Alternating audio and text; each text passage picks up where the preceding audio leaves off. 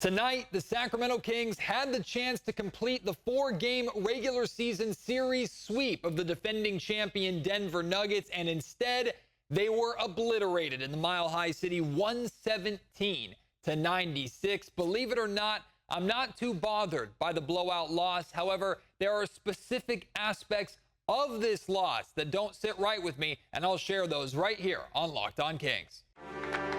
You are Locked On Kings, your daily Sacramento Kings podcast, part of the Locked On Podcast Network, your team every day. And now, ladies and gentlemen, it is that time for another episode of Locked On Kings. Hello and welcome into Locked On Kings, your podcast hub for Sacramento Kings coverage all season long. Today's episode is brought to you by FanDuel. Make every moment more. Right now, new customers get $150 in bonus bets with any winning $5 bet. That's $150 if your bet wins. Visit FanDuel.com/lockedon to get started. My name is Matt George. I have the privilege of being your host here. I'm a Sacramento sports anchor and reporter for ABC 10 News. And there have been some bad blowouts this season for the Sacramento Kings. There have also been some bad wins, if we're being honest, where I've been more bothered, more frustrated on this Locked On Kings podcast than I'm going to be tonight. Truth be told, even if De'Aaron Fox had played tonight, and De'Aaron was out, he was a late scratch, he was a questionable kind of a game-time decision after banging knees with Jaime Jaquez Jr., in the Kings loss on Monday night against the Miami Heat. And it was decided that he wasn't good to go, or he did not play in this game. Even if he had played, I'll be completely honest with you, I was expecting a loss, because it is like these things shouldn't matter as much as they do, and they're more narrative driven than they're actually basketball driven, because each game takes on a life of its own. But the defending champions getting swept by the Sacramento Kings in the 4-game series, including 2 straight losses on their home floor. Mike Malone, who always has a little bit of revenge on the mind, loves to beat the Sacramento Kings because, of course, how they treated him when he was their head coach a handful of years ago. All of that compiled into just my expectation tonight that the Kings were not going to win this game.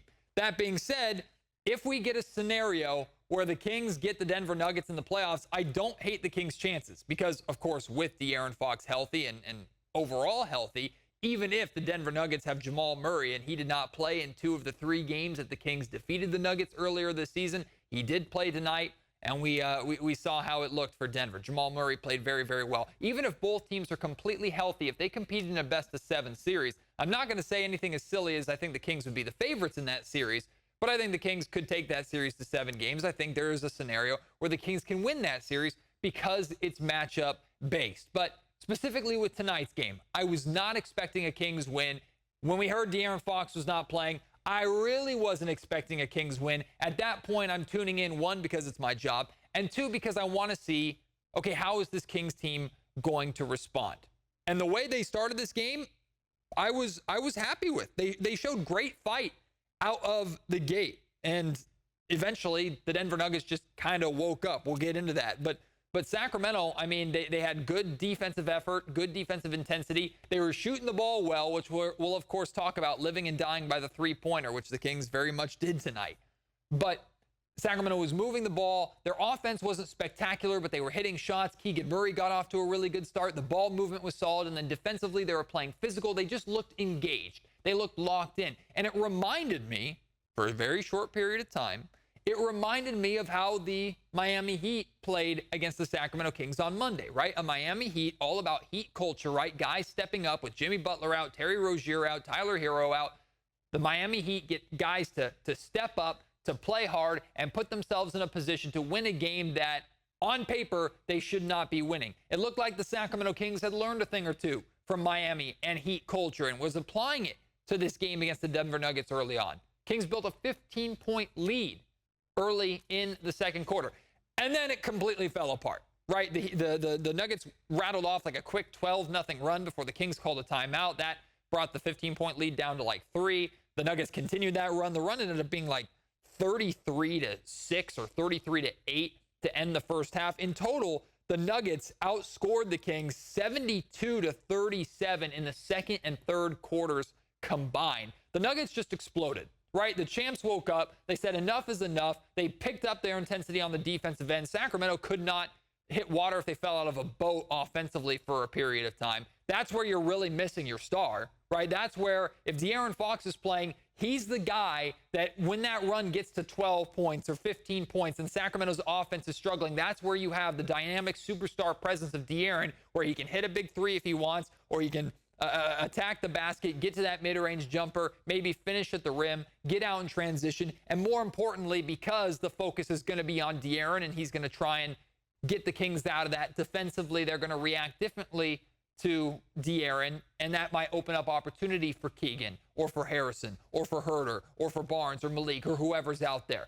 No De'Aaron Fox. Like, we saw his absence. The significance of De'Aaron Fox's absence could not be more apparent than during that massive Denver Nuggets run. I say all this to say, like, the Kings lived and died by the three-point shot. They went 7 of 10 from three-point range in the first quarter, 0 of 9 from the second quarter, and I don't think they hit another three until Malik Monk hit one midway through the third quarter. Like, it was just a disaster. Offensively, the Kings completely fell apart. Credit to the Denver Nuggets. They picked up the defensive intensity, rattled Sacramento, got out in transition, and then this game completely fell apart. I'm truly not bothered by the 117-96 loss. Now, I know the Kings are in a playoff race, and I know tonight's loss had a negative impact on the standings. I'm very aware of the situation that, like I've talked about a lot, the Kings don't really have a lot of wiggle room for bad losses. To me, this isn't a bad loss. You lost to the defending champions on the road without your superstar. This isn't a bad loss. It's an expected loss. Maybe it makes Monday's loss suck a little bit more, or, of course, it makes the Detroit Pistons loss or the Washington Wizards loss or any of those losses you want to point to earlier. You can gripe about them and be frustrated about them. I'm not really bothered by tonight's loss. I am bothered, though, by specific aspects of this loss. Things that speak to me a bigger issue than just one game. I'm gonna kind of run through those really quick. At one point, the Kings were, like, it was midway through the third quarter, and the Kings are just absolutely getting punked. They're down like 16 or 18 points or something like this, and Mike Brown calls a timeout. And I tweeted out, I said, like, are the Kings going to keep fighting or are they going to quit? And I asked Mike Brown before the Miami Heat game on Monday in his pregame press conference, I asked Mike what he's learned about this Kings team this year. And one of the things that he brought up is that this team is very resilient. They have surprised him with their resolve. There's been multiple times in games this season where they could fold or they could quit, and they don't. And I was interested to see, okay, was this going to be a scenario on the road without your star? Are they going to fold or are they going to fight? Well, there was one play to me that was completely unacceptable in that third quarter. The Kings are getting blitzed. They're down 18 at this point. Like, they're getting outworked. Offensively, they're complete shambles. And then on the defensive end of the floor, Aaron Gordon gets the ball like on the elbow or around the elbow within the three-point line. And he jog dribbles to the rim past 3 Sacramento Kings players. Not a single Kings player makes any minimal effort to stop him, to stop the ball, or to make any kind of contact. The loss is fine. The loss is whatever to me. That play, the lack of effort in that play, that's unacceptable. Because what I want to see there is fight. I want to see a team that's getting embarrassed, that is not happy that they're getting embarrassed, that is frustrated, and at the very least is going to put a body on someone, foul the guy, let him complete a three-point play. In the grand scheme of things, that Aaron Gordon bucket didn't really mean anything in this blowout loss. But that to me looked like quitting. That to me looked like a team that was just like, yeah, we're mailing it in, whatever. Go ahead, have a warm-up dunk, Aaron Gordon. We don't care at this point anymore. That was concerning to me. Not nearly as concerning as some of the other things on this list, but that was the play that I saw in this game where I was like, yeah, the Kings are done. Like, scoreboard-wise, they pretty much were cooked, but they have no interest in continuing to try and fight and figure out a way back in this game. And they were midway through the third quarter at that point. I know you're down 18. I know you're without your star, but the Kings offense is more than capable of going on a 12-0 run the same way the Nuggets did in 4 or 5 minutes, closing the gap and making a game of it and suddenly giving yourself new life and maybe a chance to work your way back in the fourth quarter. Nope, Kings didn't even look like they were going to put up that fight. Speaking of which, the Kings' 15-point lead disappeared. Deuce Mason pointed this out in the postgame show. That 15-point lead was gone in 4 minutes and 3 seconds. Again, a long Denver Nuggets run probably would have been handled differently by Sacramento if De'Aaron Fox were playing. That being said, with Fox playing this season, Sacramento has done a horrible job of defending big leads. This Kings team does not know how to play win ahead by a significant margin. They blow double-digit leads almost nightly. Now, a 10-point lead or a 15-point lead in 2023's NBA, or 2024 now? Are we in 2024? Yeah, we're 2024. A 15-point lead in this year's NBA, very different to even 5 years ago, right? 15 points can be gone like that with how offense is run in the NBA today. So it's not so much, oh my God, this is a problem only specifically to the Sacramento Kings.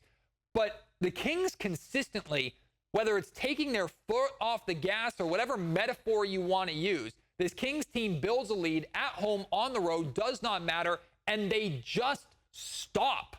Or more specifically, they allow teams to get back into games far too easily. And when a team starts rolling, they don't go on these 10-2 or 14-6 runs. They go on 12-0.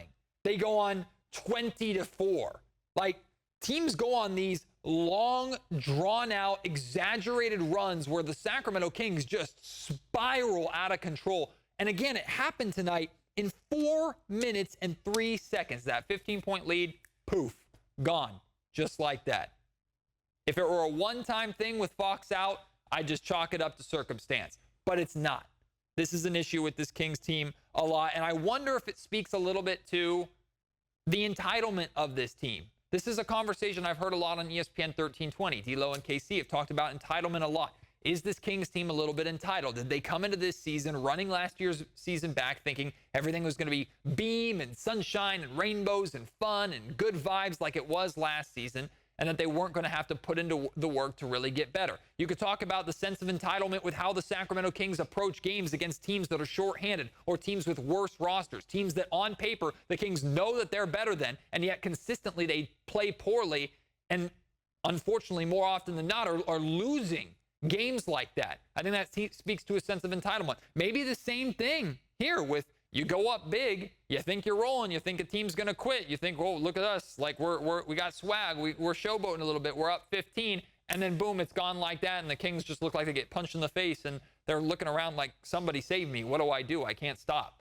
Like, this is an issue with this Kings team consistently this season, not just in a game missing your star against the defending champs.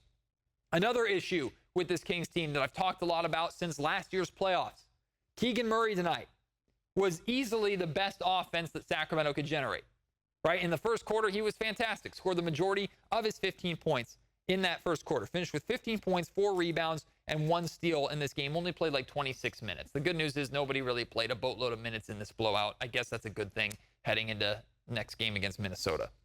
But Keegan Murray shot 6 of 12 from the first half, right? 50%. Shooting very, very well. He looked like the guy that was like, okay, I'm going to step up offensively. I'm going to do what I can to do as much or to try and make up for the 27 points per game that we're missing with De'Aaron Fox out, right? It certainly wasn't going to be Davon Mitchell doing that. And we'll talk about Davon later in the show. But it looked like Keegan was like, okay, I had a really, really good game against Miami. I'm going to build off that, keep that momentum going.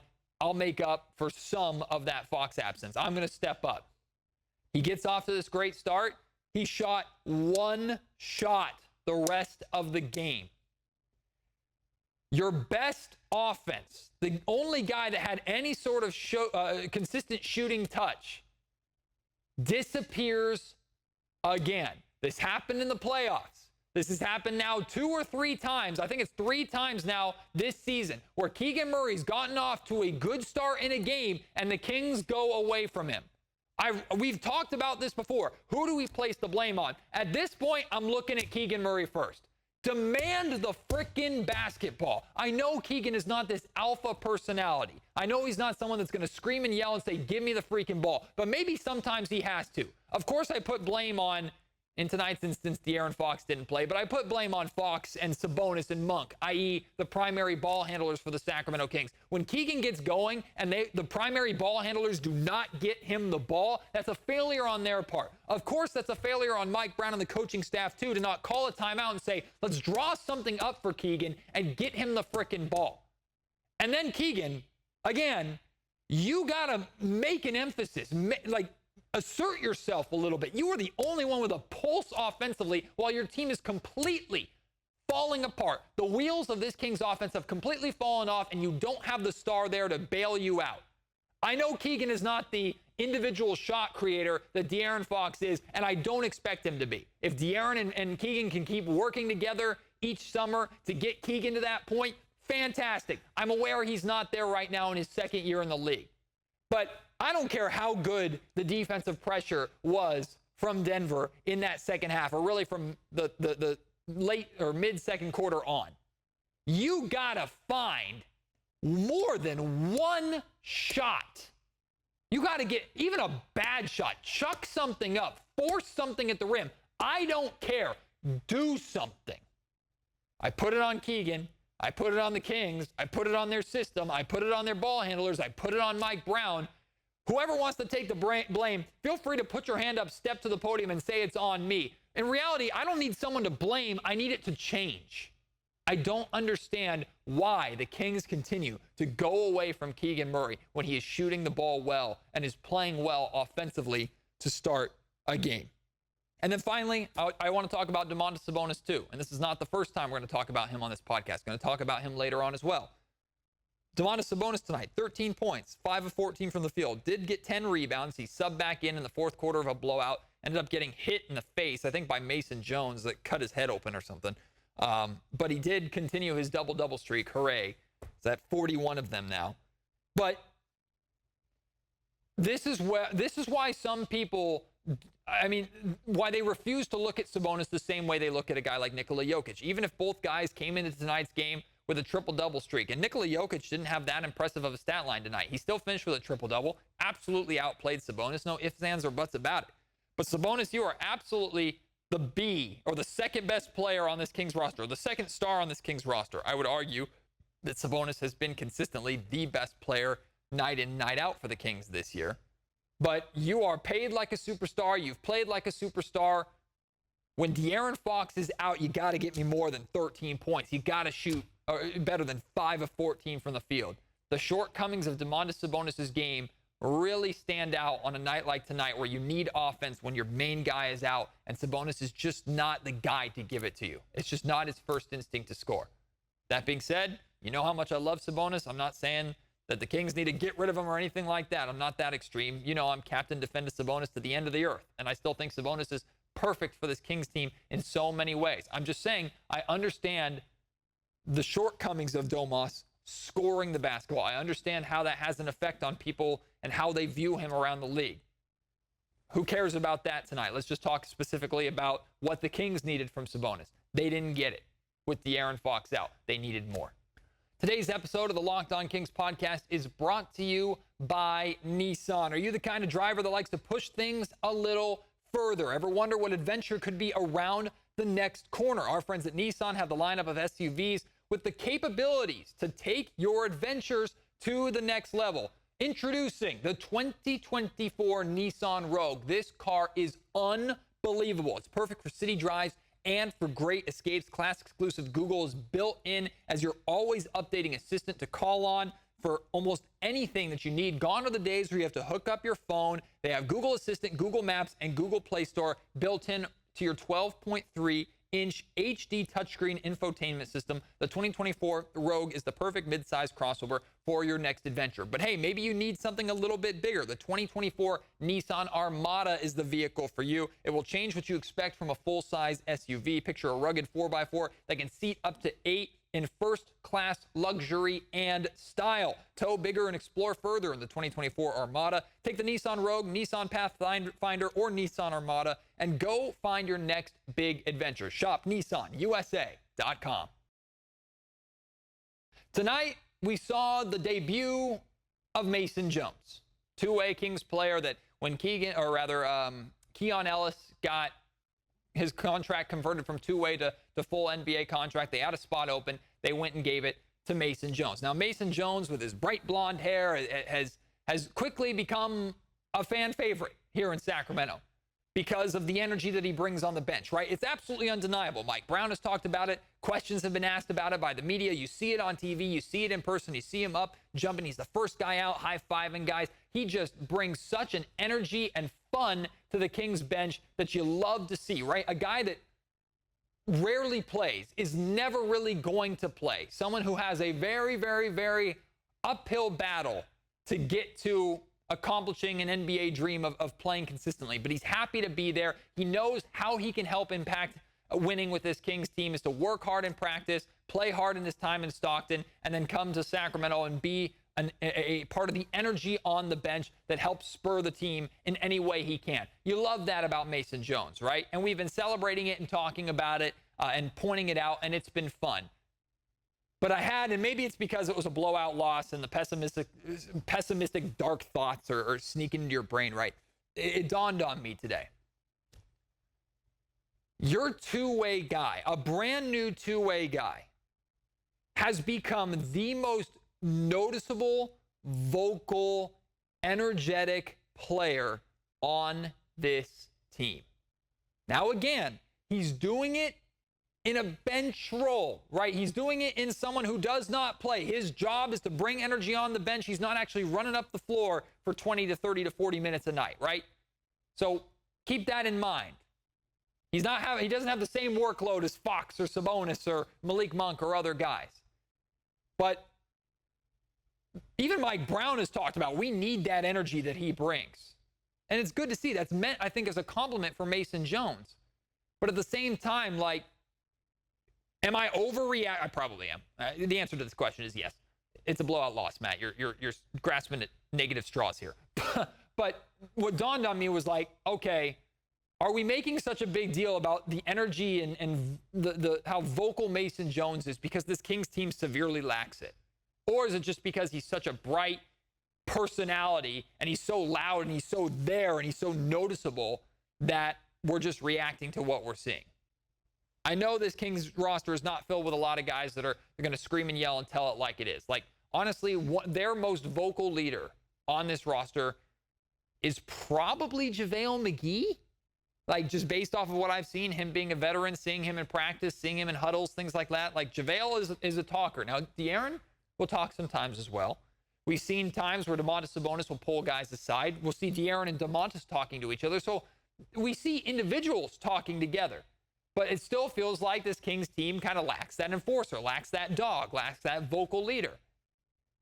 If a two-way guy is making this big of an impact, maybe, just maybe, you need more from your main guys as well. Again, could be just a negative thing. Could be completely unfair. But let's transition to something else that might be unfair as well. I'm going to ask you, is this fair or unfair? I'm talking about Davon Mitchell here. Davon Mitchell tonight, 5 points, 2 of 5 shooting from the field, 3 assists, 1 rebound, 1 steal, 1 turnover. Played like 15, 16 minutes or something like that. Filling in for De'Aaron Fox. Now, Davon Mitchell has an impossible task of stepping into De'Aaron's position, right? Davon is not going to make up Fox's 27 points per game. Davon is not going to be able to do what De'Aaron Fox does to the Kings offense. He's not. Like, he's trying to hold down a spot and be a part of a team step up to make up for De'Aaron's absence. So I'll already answer my own question. It's completely unfair to look at Davon and say, replace De'Aaron Fox. That's not what we're doing here. Davon Mitchell's biggest impact that he makes, his calling card, is his defense, right? Off night. We talked about it a lot coming into the league. We've seen it in spurts, right? When Davon Mitchell plays engaged on-ball defense, he's fun, he's aggressive, he attacks ball handlers, he's annoying. It's cool to see. It doesn't really matter that much ultimately on a bad defensive team. And here's where the fair or unfair part comes in. Davon Mitchell's defense is his calling card. He doesn't really do anything else noticeably. I thought he played well to start this game. Even though he was engaged on the defensive end of the floor, Jamal Murray still cooked him to the point where Mike had to go to Keon Ellis just to get a little more size. And I think that's the issue, right? Davion can't do anything about his size. He's 6 feet tall, or at least he's listed as 6 feet tall, and I think that's in shoes, and I think that's being generous, right? Now, we've seen guys like Spud Webb. We've seen Isaiah freaking Thomas come into the league and be short guys who can be successful in the league. The biggest difference is those guys typically did it on the offensive end. Davion doesn't bring you very much on the offensive end consistently, and defensively, while he has the work rate, guys can shoot over the top of him because of just a God-given ability that he did not get, right? And if I could give him my height, I'm 6'4". If I could get, I'll take 6 foot. You take those 4 inches, Davion, and you go and defend as a 6'4" point guard the way you do. I think Davon Mitchell is a significantly more impactful player in this league. It's unfortunate. It sucks. It's unfair to Davion to be judged based off his height, but it's the way it is. And I think it's an overall issue with this Kings team, not just with Davion, but Sacramento just lacks the length and athleticism at times, but specifically the length. To one of the reasons why I think they get torched on the perimeter so much is they try and close out with guys that are inch or 2 inches too short to truly disrupt the shooter and disrupt the shot. Davion fits perfectly into that category. I think Davon Mitchell's days as a Sacramento King are very limited. Like, he's going to finish out this season. Maybe he'll play in the playoffs. I think he will. I don't know. But him, Chris Duarte, these are guys that I imagine Monty might be moving on from if he can this offseason and replacing them with guys that are a little bit taller, a little bit longer. Maybe Duarte might stick around. But unfortunately, fair or unfair, you tell me, but I think Davon Mitchell's height is really the hindrance to him being as impactful of a player as the Kings were hoping that he would be.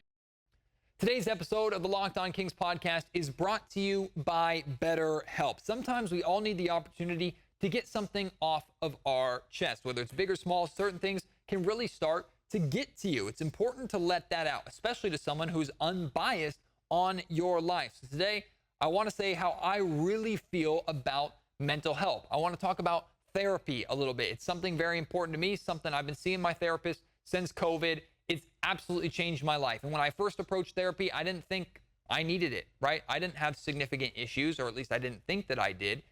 And I think the biggest message that I want to get out there, and I try and tell people when I ever bring up mental health and therapy, is there is no issue too big or too small for therapy, right? We all carry baggage. Different things weigh on us and are heavy to us and hurt us and bother us in different ways. We're all different, and that includes things that affect us. And that includes life, like the baggage that we're carrying through life, right?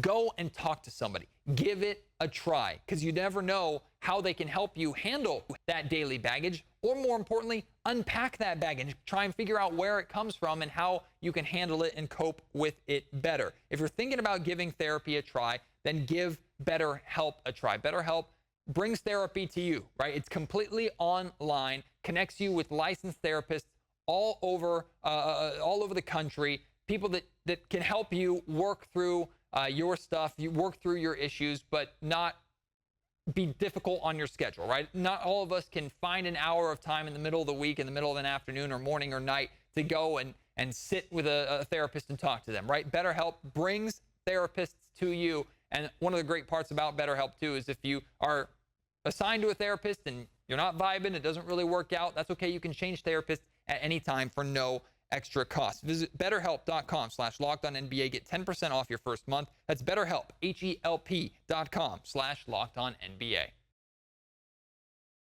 All right, we're coming back to Sabonis here before we wrap up, because, and this is not as easy of a conversation or as fun of a conversation after a blowout loss where Sabonis didn't play very well, but there was a clip that surfaced today of a discussion on ESPN, and Kendrick Perkins brought up, they were talking about MVP candidates. Of course, they were talking about all the usual suspects, the Nikola Jokic's, the Jason Tatum's, the Shai Gilgeous-Alexander's, the Luka Doncic's, right? Like there's these names that you just expect to see at the top of an MVP race.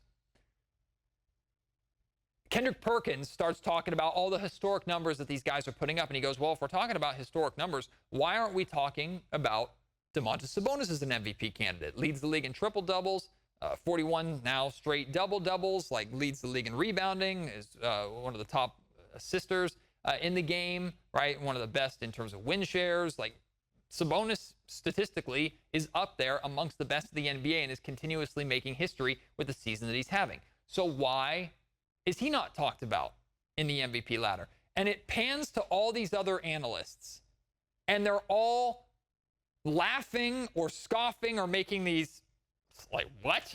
Faces. I already take Sabonis hate too personally.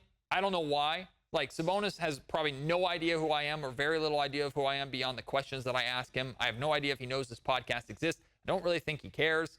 I don't know Sabonis personally. I couldn't call him a friend or anything like that.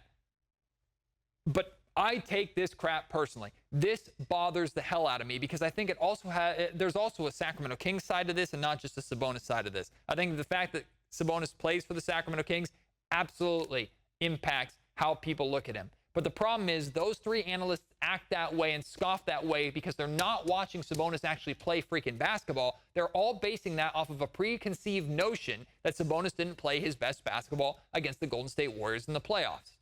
Like, I've talked about this and regurgitated this a million times. I don't need to rant about it for another 5 minutes. You've heard it before, and if you haven't heard it, go back. There's plenty of episodes this season alone where I've talked about it.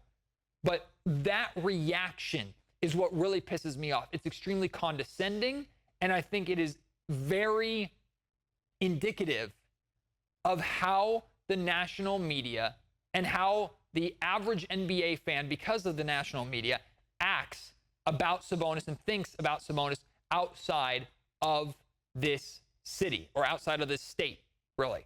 Like, Domantas Sabonis is a significantly better player than these analysts react to. Now, to be completely clear and full transparency, so you dorks out there that are trying to twist my words and are saying, you think that he should be an MVP over Shai Gilgeous-Alexander? No, that's not what I'm saying at all.